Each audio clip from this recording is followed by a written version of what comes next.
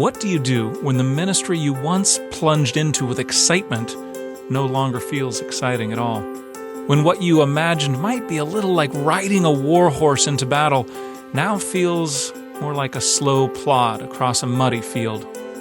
In this episode of Justice in the Inner Life, we'll look these hard questions square in the eye and hear some truly compelling reflections on how each of us can live truly extraordinary lives right in the midst of our very ordinary days.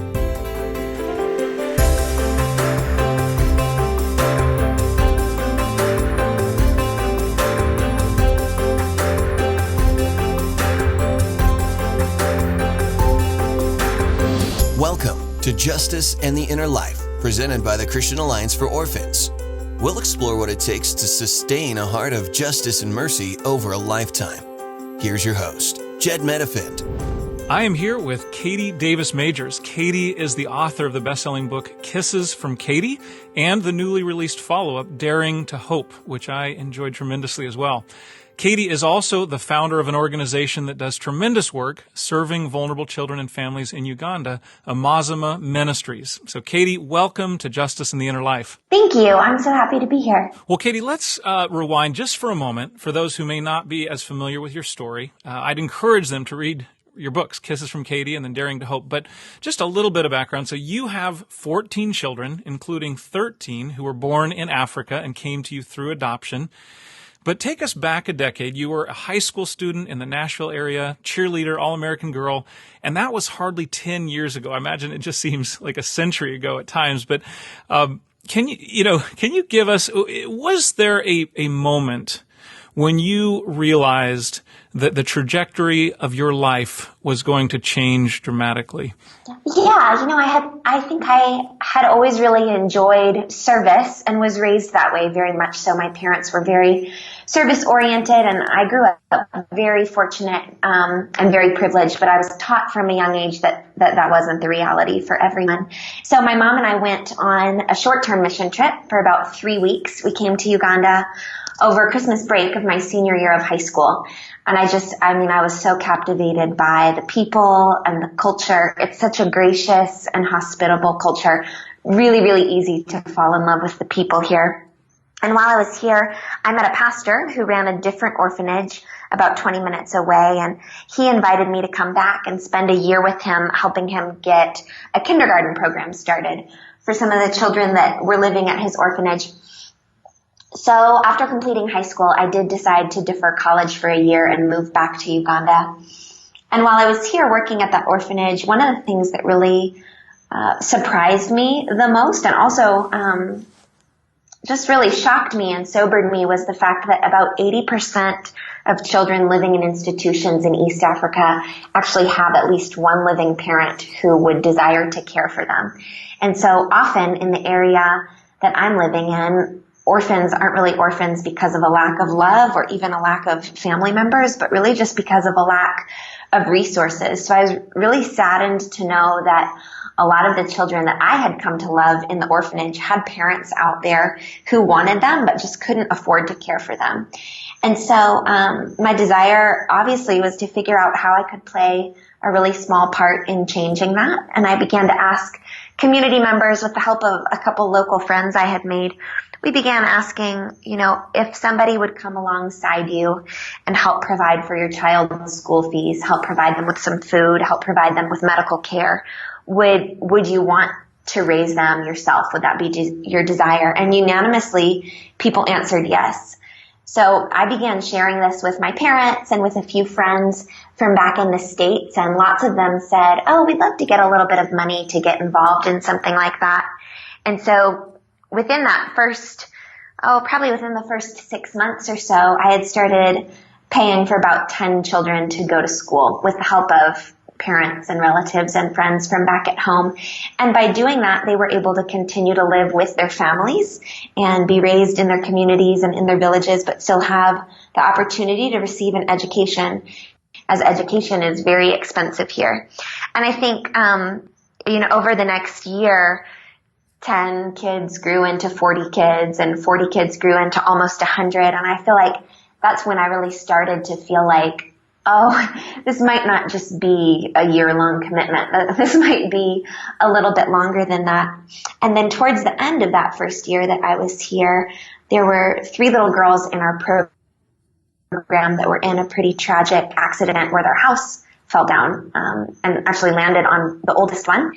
And so they came to stay with me for a little bit while they were recovering because their grandmother who was keeping them was very elderly and wasn't really able to take care of them in the way that she needed to with the oldest one being injured. And then as I was fostering them in the short term, hoping to get them back with their grandmother actually passed away. And so I undertook long-term fostering with the goal to find family members for them. And for a variety of different reasons, we were never really able to find a suitable family member that could raise them. And so that long-term fostership turned into my pursuit of adoption. And at that point, I definitely knew that this was a lifelong thing. That's when you really knew. This wasn't temporary. Yeah. Well, thank you for sharing that, Katie. And of course, I'd mention for our listeners, if anyone wants to get the full remarkable story, the book Kisses from Katie is a very compelling read. And Katie, I would also really affirm what you said about kids in orphanages. It's not just in Africa, but in many parts of the world, studies indicate that between 60 and 90+% of children in orphanages have at least one living parent. And of course, in some of those cases, it is not a safe environment at home, or perhaps the parent is unwilling for some reason or completely unable to care for their child. And so alternative forms of care are an important part of the picture as well. But for Christians especially, who believe that God created the family as the very best place for children to grow up, reuniting children with family when that's possible is always the first priority. So I just want to say I really respect how you are sensitive to that, how you are now working out a vision for children being reunited with families through Amazima's work. Give us just a little glimpse of that initial stretch of time as you began living in Uganda, not as a visitor, but as someone committed to sinking your roots deep into that red soil, making it home. Yeah. I mean, there was a lot of joy and a lot of excitement. I like adventure and I like spontaneity. So that part of it was really fun, and also came with it like this whole new level of trusting God in a way I hadn't had to before. Like I mentioned, I grew up very privileged, and so I had trusted God on some level, but I didn't really ever have to trust Him to provide because I had found that I had most of what I needed in my early life. And now I was so far away from home and in this different culture where I didn't understand the language, and I didn't know how to do anything. I didn't know how to debone a fish, and I didn't know that you have to boil beans for hours and hours and hours and hours before they get ready because I'd only ever had beans out of a can. Everything was so new. I remember once I was trying to make popcorn just over the stove, like in a regular saucepan, but I'd never done that before. I'd only had microwave popcorn, and I lit this terrible grease fire. And then I got in so much trouble with the host family that I was staying with. They were so upset with me. And I'd just been trying to make popcorn, so certainly, it was very challenging. And I found that, my trust in God was really stretched, and I had to trust Him to provide for me and to be my comforter and to be my strength in a way that I don't think I'd really experienced before. And so while sometimes that was scary, it was also really exciting and really beautiful. So you share a lot of those stories in Kisses from Katie, and I remember ending that with just a sense of the beauty, challenges, but such beauty, as you just described. Mm-hmm. And in Daring to Hope, you now look back on kind of that early season, and you use this phrase that reality would shatter your optimism. Is there a particular moment when you felt that shattering in a particularly deep way?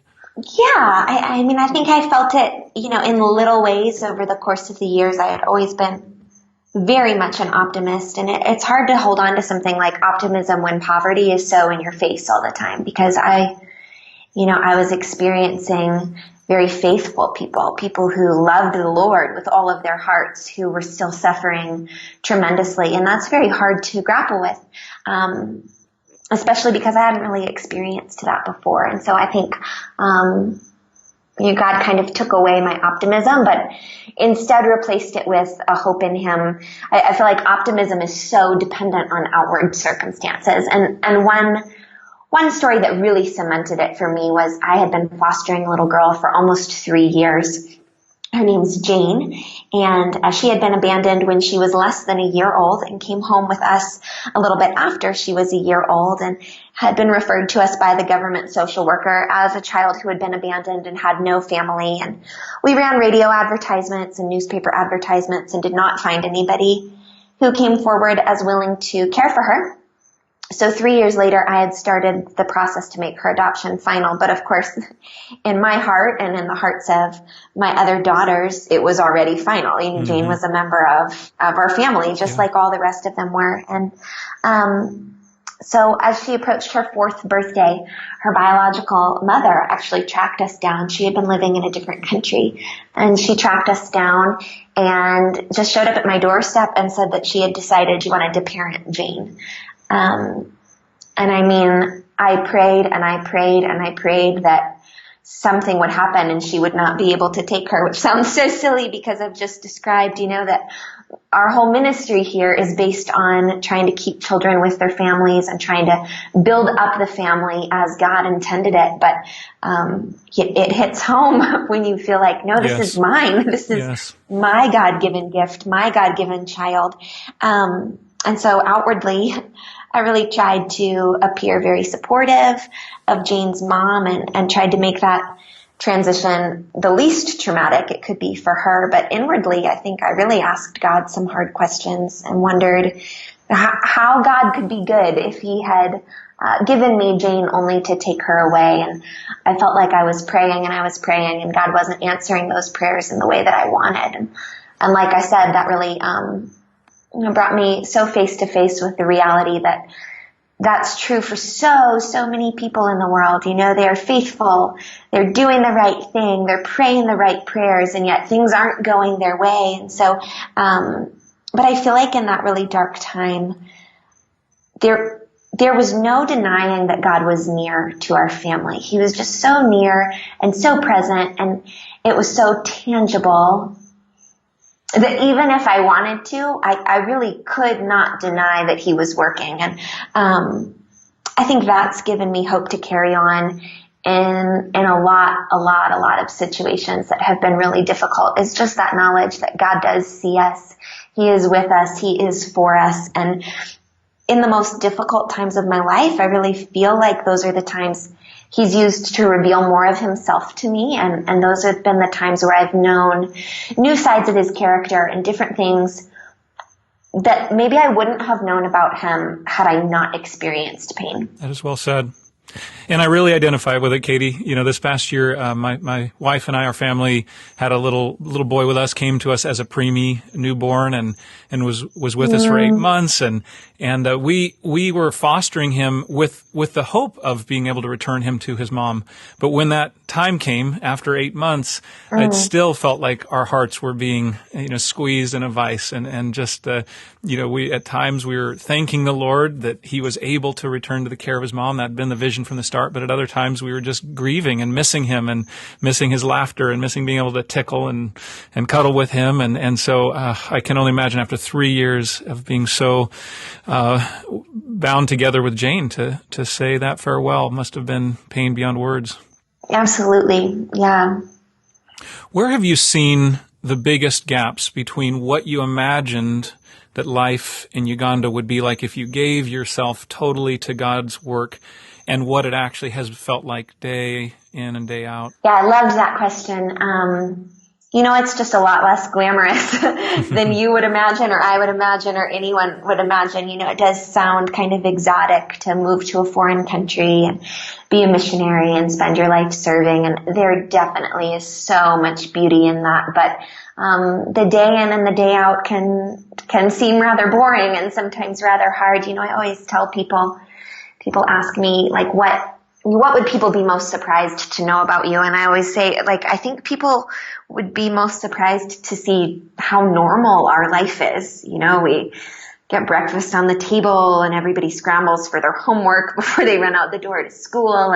And I homeschool some of my kids, and different people come for us in need of help, and I fold laundry and chop vegetables for dinner, like, things that everybody does. Yeah. And so I think it's less glamorous than I probably originally pictured, or many people would picture. And it's harder too, the initial excitement and the initial kind of feeling of adventure wear off. And then, you have to ask yourself, like, oh, am I in this for me, or am I in this for God and because I believe it's what God wants for me? And ultimately, He's the only one who can give you the strength to carry on when the days are starting to feel long.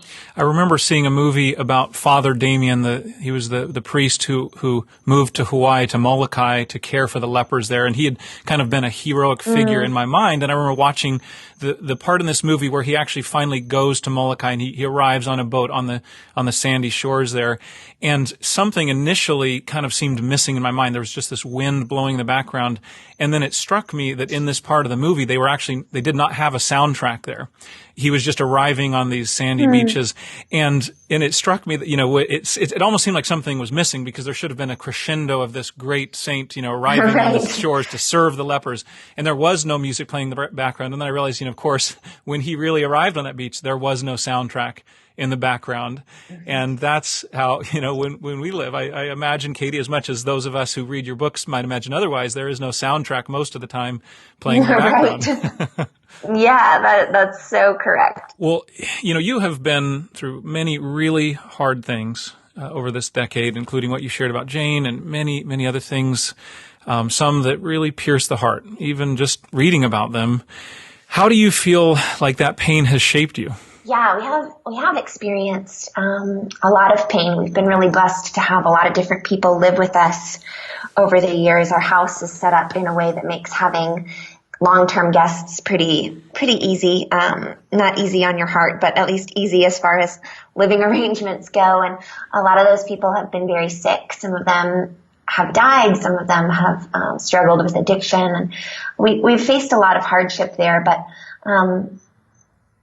I feel like that pain has always, always, always just drawn me closer to God. I feel like every time we experience something that truly hurts, one, we're drawn to God because nobody else really understands. And so we have to turn to God because He's the only one who could possibly understand our hearts. And yet as we turn to Him, we realize that He's the only one who has fully experienced, the full extent of human pain and human suffering. He knows it. He understands it.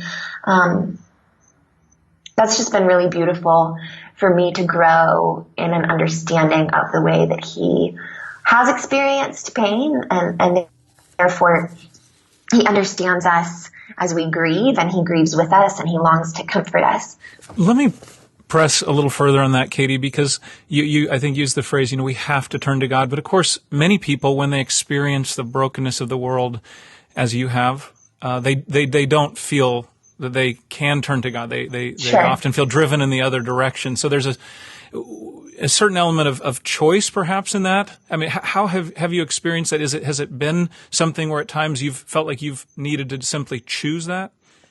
Oh, absolutely. I totally understand that. And I have experienced, being angry at God and asking God, how could you let this happen to me? Or even feeling like, I can't turn to God with this one because God let this happen. And He knew that this isn't what I wanted. Or, sometimes we're crying out for things that we think are good, that in our understanding are good things, praying for a mother to live, to be able to raise her child. That's a good thing. Praying for a friend to be freed from addiction. That's a good thing. And when we don't see those things happening, I've definitely been in a place of feeling angry with God that He didn't answer me and wanting to turn away. And so sometimes it definitely is a very, very conscious choice to say, okay, God, where are you in this? And will you please show me where you are in this? Will you please show yourself to me through this difficult circumstance? And I've found God to be very faithful to answer that prayer. And He hasn't always answered it in the way that I desired Him to. He hasn't always answered it with the happy ending that I wanted, but I do feel that when I have cried out to him and asked him to show himself to us, sometimes very slowly, sometimes very quietly, but he has made himself known. And that, that gives me the courage to keep coming back. I can remember that the next time something is really hard and the next time I want to get angry or turn away, I can remember the way that he's showed up before, and that keeps me coming back. I see a lot of continuity, Katie, between your two books, in terms of what matters most to you, the deepest commitments. But I'm also struck by differences between the two books, between Kisses from Katie and Daring to Hope.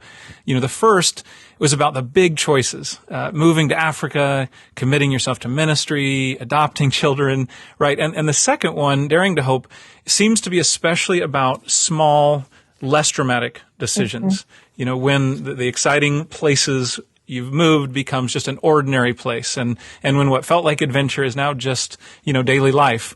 Has that transition been a major theme for you in these recent years? Yes, it absolutely has. I think, it's interesting and kind of unusual. God did some really, really big things in my early life when I was a very young adult, barely an adult. I even laugh kind of to think about it. I moved to another continent. My family grew rapidly. Before I was 23, I had 13 daughters that I was in the process of adopting. Our ministry grew so quickly. God brought so much attention to our ministry, and it did very well because of that. And I'm so thankful, but just a lot of big things in those early years of adulthood. And you're right, then after a while, this new adventurous place that you're living just becomes home and your house and the place you do your normal everyday stuff. And, we just become like any other regular family doing the day-to-day things. And I think over the last several years, God's really been teaching me what it means to be faithful to the place that he's called us, to the people that he has called us, how to steward well what he has given us. There certainly have been a few big things over the last few years. Benji and I got married and we welcomed our son about a year and a half ago. But for the most part, a lot of the things that have occupied my time have been really kind of under the radar. Nothing too huge, nothing that you would really write a grand story about, but a lot of people in and out of our lives who have been in need of love and care. A lot of people, even in our own family, under our own roof, that have been in need of love and care. And I think God has been showing me that it is just as extraordinary to help your 7th grader with the 100th math problem. It is just as extraordinary to serve up a big pot of soup to your family. It is just as extraordinary to keep pursuing a difficult teenager in conversation. Those things are just as beautiful and just as pleasing to him as growing a large ministry or moving to a different country to serve. I think God is after our hearts, and he can use anything to transform our hearts, and we can use any opportunity to serve him and to serve him joyfully and glorify him in that. And so he's just been really teaching me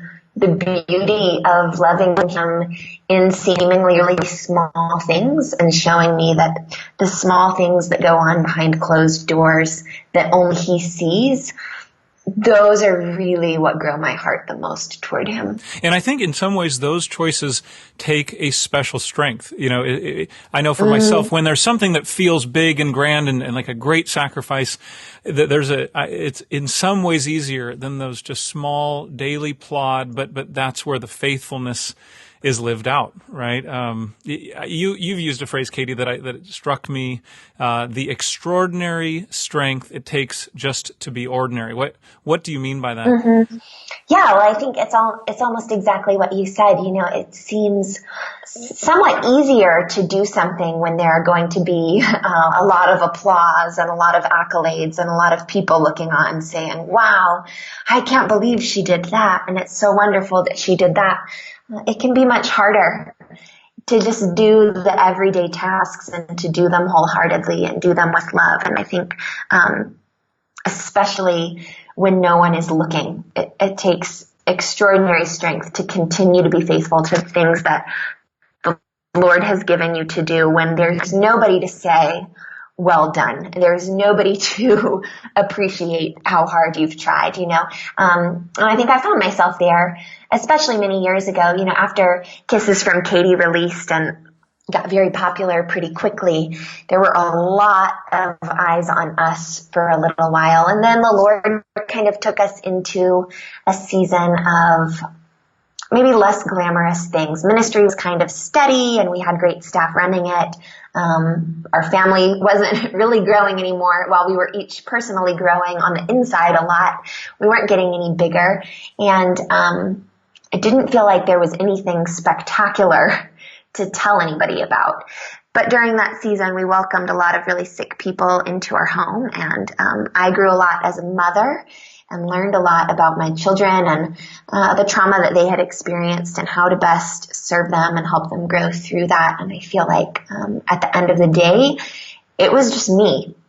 I mean, it was just me and Jesus, and he was the only one who saw any of it. And I felt like that was really beautiful. I felt like to be able to know that he saw me, that was enough, even without the applause of anyone else. And I think that takes a spectacular strength to continue. And I mean, there are just so many wonderfully heroic people, that the world will never hear of them.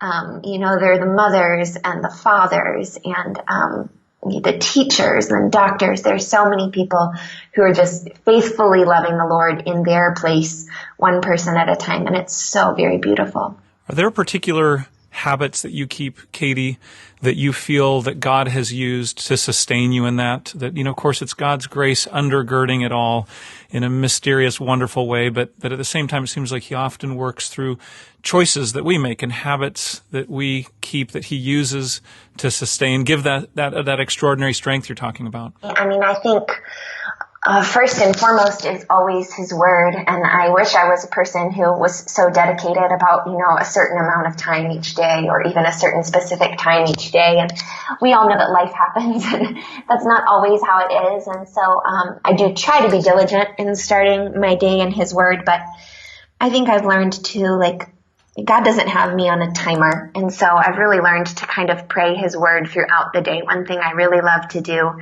is to take a passage, a lot of times even from the Psalms, and just repeat it to myself throughout the day. And then that way it becomes kind of this constant prayer. And I'm reminding myself of who God is in that. And I really feel like God is reminding me of who he is in that. And that's something that I can do, while I fold the laundry or while I help a child with math homework or while I cook the dinner. I can repeat parts of God's word over to myself. And I feel like that has really, really sustained me in the most difficult times and the most joyful times. I think that's what the scriptures are talking about when they say to pray without ceasing, not that you always have to be at this other spiritual level, but just this idea of being able to repeat the scriptures in our hearts and in our mind keeps us in kind of a constant awareness of God.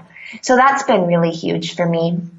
I think another thing that's been really important in my life is just good community and having, I don't have a ton of friends, but I have a small handful of very, very dear, very good friends who are the kind of friends that keep you accountable and that ask you hard questions, and that pray over you and that point you to the Lord. And, I think that has been so, so very important to, specifically my longevity overseas, because it is difficult to live in a different culture. But even just in my walk as a Christian, I think having really good, solid Christian community around me has been very, very important. Has that community been both local as well as global, or is it primarily folks who live near you there in Uganda? Yeah, it's pretty much now only folks who live near me in Uganda, because I haven't lived in the States in so many years. And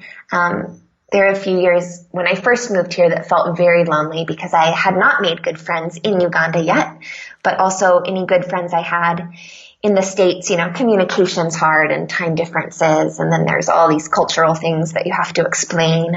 And over the years, God has really, really blessed me with some dear close friends that are just right here in our community. And I'm so very thankful for that.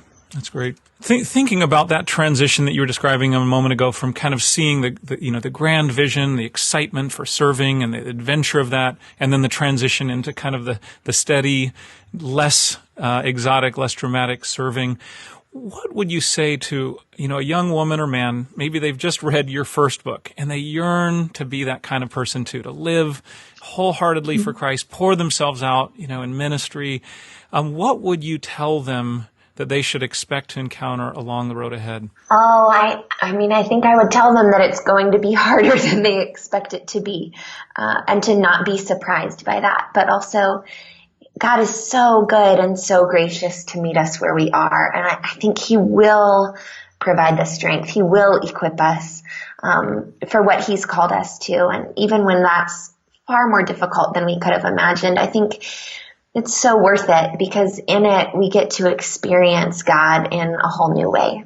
Are there any particular practices that you would really encourage them to make a priority as they head out into that reality, the more difficult reality than they could imagine? Yeah, I think, like I said, first and foremost, just prayer. And I think I've definitely been in situations where prayer doesn't come easily because I can't find the words to pray. And I think that's where Scripture is just such a gift because there are words right there for us, and just taking a Scripture and reminding myself of who God says He is and who I've known Him to be is so helpful.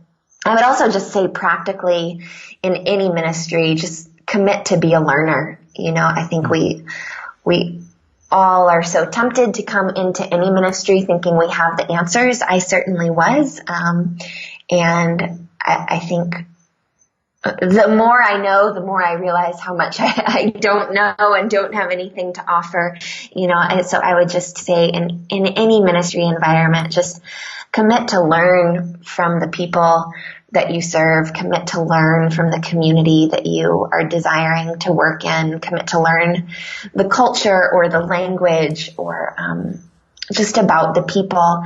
I think it is so easy to fall prey to the temptation that when we're serving, we know more or we have the answers. And I just know as I look at my ministry in Uganda that Uganda has changed me as a person so much. And I have learned so much about hospitality and grace and kindness from the Ugandan people. And I wish I would have been more eager to learn and learned it faster, but I'm thankful that God is gracious and that I've been able to learn these things anyway. So good, Katie. Well, as we wrap up here, thinking about the title of your newer book, Daring to Hope, do you have any special hopes for the road ahead? I don't know. We're in such a sweet season as a family. It's just been really kind of a restful, good season. So I feel very content in that. Amazima has recently opened a secondary school, which I'm very excited about. We have our first class of 72 students this year. And it's just, we opened the school because we really want the education that we're giving our kids to have a primary focus of discipleship. We want to see these kids learn and grow and be leaders in their community. But of course, we also want them to know Jesus. And it's just been a really beautiful year. We have so many fantastic staff members who just have a deep desire to see these students come to know the Lord. And so I really am so excited and so hopeful for the next few years as we add students to the school. We'll add one grade level each year. And I'm just so excited to see all that the Lord will do in bringing these students to know Him. Well, Katie, thank you for that work that you're doing on behalf of so many who just appreciate it from afar. But, just as much, thank you for the way that you are living these things out in the unseen moments and then can encourage others from that place. Oh, well, thank you. I think what Katie shares is a profound truth when she describes that it takes extraordinary strength just to be ordinary. That is certainly true, especially if we hope to live well, to live lives worth living right here in the midst of our ordinary circumstances, whether that's Uganda or New York or Cincinnati or anywhere else on earth. And Katie has learned that key to living this way is keeping our hearts near to God. Time in His Word, communicating with Him all throughout our ordinary day, speaking honestly to Him about both the joy and the pain, and also walking this out with a community of other believers who support and encourage us along the way. That is the root of extraordinary living. I think back to right after college. I and 3 close friends were looking at the road ahead. I was planning to go to law school. Everything was lined up. But we feared falling into ruts of ordinary life, perhaps making a lot of money or doing some good work, but really having no passion for what we were doing. And so we decided to put grad school on hold for the year. And we spent that year in many different parts of the world living with Christians who are serving their neighbors in remarkable ways. In Central America, in Asia, Southern Africa, Russia, and of course, it was an incredible adventure. We were traveling and seeing these places we'd never dreamed of before. It was incredible. And yet there was actually a disappointing element to this incredible journey. It was that, no matter how remarkable a place seemed when we first arrived, after just a little while, often a few weeks, some of that magic of the exotic wore off, and it slowly became an ordinary place. It was at first so amazing, and then little by little, it became ordinary. And then that really could have been a devastating realization. I mean, just thinking that the only way to have an adventurous life would be to keep finding new places and having that feeling wear off again and again. But what we saw amidst that was something else as well, that many of these Christians, ordinary people who were simply serving their neighbors in remarkable ways, they were living with a sense of adventure. Yes, it was very ordinary. It was an ordinary place for them, but they were living and loving well. They were living wholeheartedly for Christ. And we realized that that is where the true adventure lies, not in some far-off place, but in learning to live and love well, walking closely with Christ and loving our neighbors amidst the most ordinary places. That's what Katie has discovered and expresses so well. It's what she's living in the midst of her ordinary place. And if she can, the rest of us can too, living wholeheartedly for Christ in our ordinary places. In the end, that's really the only place where we can live for Christ. Right here, right now, wherever that may be. You've been listening to Justice and the Inner Life with Jed Medifint, a production of the Christian Alliance for Orphans. To learn more about the Alliance, visit kfolk.org.